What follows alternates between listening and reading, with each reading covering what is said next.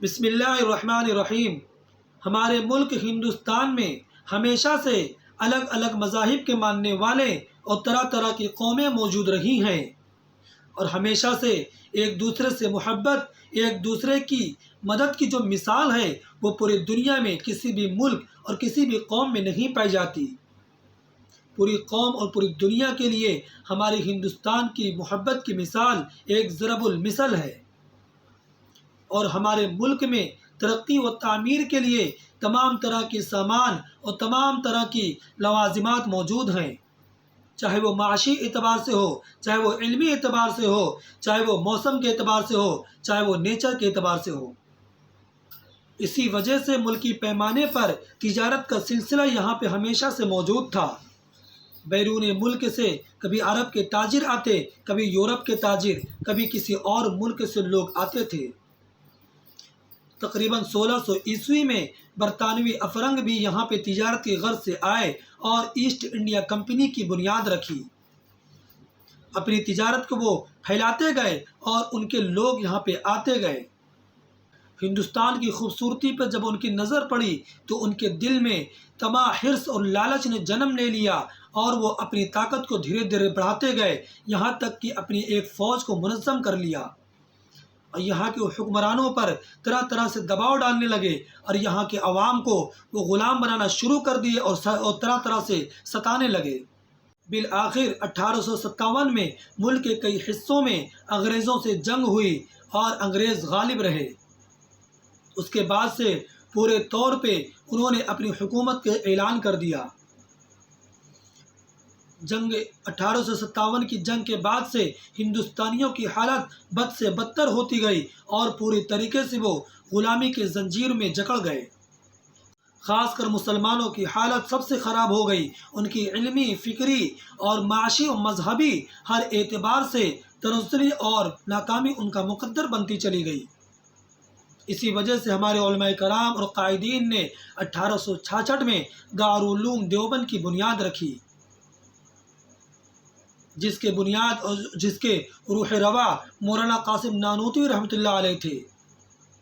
دارالعلوم دیوبند کا قیام کا مقصد علمی فکری عروج کے ساتھ ساتھ آزادی کا جذبہ پیدا کریں اور اپنے اوپر سے غلامی کا طوق اتار کر پھینک دیں۔ اسی دارالعلوم دیوبند کے سب سے پہلے شاگرد مولانا محمود الحسن دیوبندی رحمۃ اللہ علیہ تھے، جنہوں نے اپنی پوری زندگی انگریزوں کے خلاف منصوبہ بندی کرتے رہے اور ان کے خلاف سازشیں کرتے رہے، تاکہ ہندوستان انگریز چھوڑ کر چلے جائے اور آزادی ہمارا مقدر بن جائے۔ لہٰذا 1877 میں ایک تحریک بنائی جس کا نام ثمرۃ التربیت تھا، جس کا مقصد مسلمانوں عوام کے اندر آزادی کا جذبہ پیدا کریں اور ان کا شعور بیدار کریں۔ 30 سال تک اس پر محنت ہوتی رہی۔ بالآخر یہ تنظیم کمزور پڑ گئی اور اس کے ممبران بکھر گئے۔ اس کے بعد 1909 میں دوسری تحریک کی بنیاد رکھی، جس کا نام جمعیت الانصار تھا۔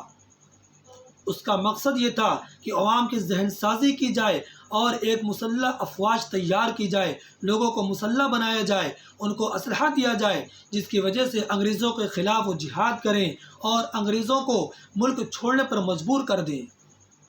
مولانا کو یہ پتہ تھا برطانیہ میں ان کی حکومت مضبوط حکومت ہے، اور برطانیہ کے علاوہ دنیا کے بہت سے ممالک میں ان کی حکمرانی ہے، اور ہندوستان میں تو مضبوطی کے ساتھ وہ ان کا تسلط قائم ہو چکا ہے۔ لہٰذا جب تک ایک مضبوط فوج اور ایک مضبوط مسلح عوام ان کے خلاف تیار نہ ہو، تب تک ہمارے لیے آزادی ناممکن ہے۔ اس کی کوشش وہ کرتے رہے، یہاں تک کہ 1913 میں انگریزوں نے جمعیت الانصار پر بھی پابندی لگا دی۔ اسی دوران 1914 میں پہلی عالمی جنگ شروع ہو گئی۔ ایک طرف برطانیہ، فرانس، روس تھے، تو دوسری طرف جرمنی اور ترکی یعنی خلافت عثمانیہ تھی۔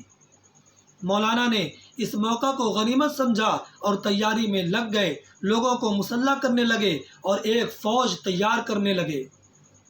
ایک منصوبہ بندی کے تحت کام کر رہے تھے کہ ہر جگہ ٹولی تیار کی جائے، اور بیک وقت انگریزوں کے خلاف ایک شورش برپا کی جائے تاکہ انگریزوں کے پیر اکھڑ جائے اور اندر سے بھی ان کی جو ہے حملہ کیا جائے اور بیرون ملک سے مدد حاصل کر کے باہر سے بھی ان کے اوپر حملہ کیا جائے۔ چنانچہ مولانا محمود الحسن دیوبندی رحمۃ اللہ علیہ ایک اپنی خاص شاگرد مولانا عبید اللہ سندھی کو اسی غرض سے افغانستان بھیجا۔ وہاں پر پہلے سے ہی راجہ پرتاپ سنگھ کام کر رہے تھے اور مولانا برکت اللہ صاحب بھی ان کے ساتھ تھے۔ سب نے مل کر ایک پروویژنل حکومت قائم کی، عارضی اور وقتی حکومت قائم کی، جس کے صدر راجہ مہندر پرتاپ سنگھ تھے۔ سب نے یہ طے کیا کہ جو ہے بیک وقت تمام جگہوں پر انگریزوں پر حملہ کیا جائے اور باہر سے بھی مدد لی جائے، اندر اور باہر سے ایک ساتھ ان کے اوپر حملہ کیا جائے۔ اسی وجہ سے حکومت باہری ملک سے مدد لینے کے لیے اپنا وفد، اپنا ڈیلیگیشن بھیجنا شروع کر دیا، لیکن بدقسمتی سے ترکی جانے والا اور جاپان جانے والے ڈیلیگیشن کو انگریزوں نے پکڑ لیا اور سارے راز فاش ہو گئے۔ اسی دوران مولانا محمود الحسن دیوبندی رحمۃ اللہ علیہ مدینہ روانہ ہو گئے۔ وہاں پر ترکی کے گورنر غالب پاشا سے ملاقات کی، ان سے مدد لینے کے لیے ساری جو ہے حکمتیں اور سارے حالات سے آگاہ کیا اور وہ مدد کرنے کے لیے آمادہ بھی ہو گئے۔ اسی دوران مولانا عبید اللہ سندھی رحمۃ اللہ علیہ سارے حالات سے واقف کرانے کے لیے مولانا محمود الحسن دیوبندی رحمۃ اللہ علیہ کو خفیہ طور پر خط لکھے۔ وہ اس طرح کے ریشمی رومال تھے اور اس میں جو ہے ریشم سے کچھ جو خفیہ طور پر کچھ خطوط جو ہے اس پہ چسپاں کر دیے گئے تاکہ یہ راز رہے، اور اس ریشمی رومال کو اپنے شاگرد خاص عبدالحق کو لے کر بھیجا، لیکن ایک غدار جو ہے انگریزوں کا جو ایجنٹ تھا جس کا نام رب نواز تھا، اس نے جو ہے یہ راز کو فاش کر دیا اور یہ رومال ان سے لے کر انگریزوں کے حوالے کر دیا۔ چنانچہ یہ تحریک اس طرح ناکام ہو گئی اور اس کے نتیجے میں اس میں خط میں ساری چیزیں لکھی ہوئی تھیں، خاص طور پر وہ جو مسلح افواج تھی کہاں کہاں پہ موجود ہے اور کس طرح حملہ کرنا ہے، اور اس میں مولانا ابوالکلام آزاد رحمۃ اللہ علیہ اور مولانا حسرت موہانی کی بھی جو گرفتاری تھی اس کا بھی اس میں ذکر تھا، اور جو ڈیلیگیشن جو پکڑ گیا تھا اس کا بھی اس میں ذکر تھا، تمام طرح کے اس میں قائدین کا بھی نام تھا۔ اس کے نتیجے میں 202 لوگوں کی گرفتاری ہوئی اور مولانا محمود الحسن دیوبندی رحمۃ اللہ علیہ کو بھی مکے سے گرفتار کر لیا گیا۔ 202 لوگوں میں سے 60 علماء کرام بھی تھے جن کے اوپر دیش دروہ اور تختہ الٹنے کا الزام بھی تھا، ان کو سزائیں سنائی گئیں اور ان کے اوپر تمام طرح کے مصائب اور تکالیف جو ہے دی گئیں۔ اس طرح یہ تحریک جو ہے ناکام ہو گئی، اور اس دوران مولانا عبید اللہ سندھی رحمۃ اللہ علیہ افغانستان میں جو فوج قائم کی تھی اس فوج کا نام جنود اللہ ربانیہ تھا، جس کا مقصد انگریزوں کے خلاف جہاد کرنا تھا اور ان کو ہندوستان سے بھگانا تھا۔ مولانا محمود الحسن دیوبندی رحمۃ اللہ علیہ یورپ کے ایک شہر ملتان کی جیل میں تھے۔ 1920 میں 2 سال کے بعد وہ رہا ہوئے۔ ان کے ساتھ 4 شاگرد بھی تھے۔ حسین احمد مدنی رحمۃ اللہ علیہ، وحید احمد مدنی، عزیز غل اور سید حکیم نصرت حسین بھی تھے۔ سید حکیم نصرت حسین کا جیل میں ہی انتقال ہو گیا، باقی 3 ساتھ میں رہا ہوئے۔ وہ خطوط ریشمی رومال آج بھی لندن کی لائبریری میں موجود ہے، وہاں پر اس کو سجا کے رکھا گیا ہے۔ اور ادھر 1919 میں ابو المحاسن سجاد رحمۃ اللہ علیہ اور بہت سے علماء کرام و قائدین نے جمعیت العلماء ہند کی بنیاد رکھی، جو بعد میں جس کو مولانا محمود الحسن دیوبندی، حسین احمد مدنی رحمۃ اللہ علیہ نے اس جمعیت کو، اس تحریک کو بہت آگے بڑھایا اور بہت تقویت پہنچائی۔